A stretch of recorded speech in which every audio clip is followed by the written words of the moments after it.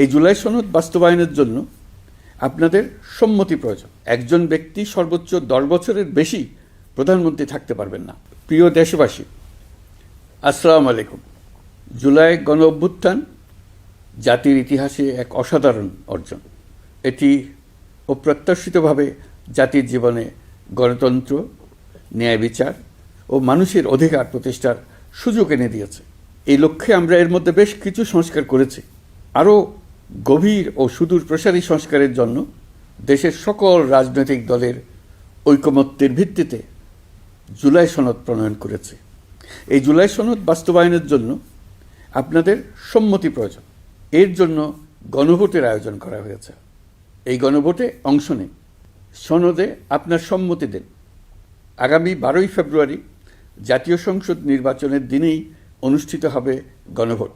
গণভোটে আপনি হ্যাঁ ভোট দিলে বৈষম্য, শোষণ আর নিপীড়ন থেকে মুক্ত হবে বাংলাদেশ। গণভোটে হ্যাঁ ভোট মানে তত্ত্বাবধায়ক সরকার ও নির্বাচন কমিশন গঠনে সরকার ও বিরোধী দল একসঙ্গে কাজ করবে।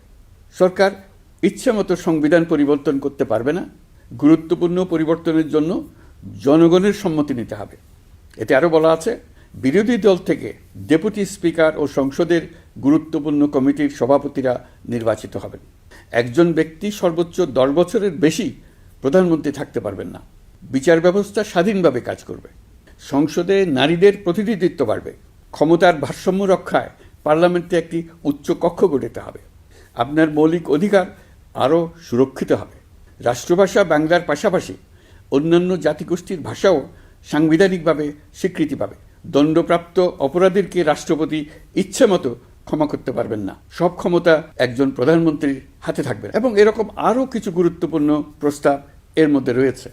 আমি আপনাদের সকলের প্রতি আহ্বান জানাই, আগামী নির্বাচনে গণভোটে অংশ নেন।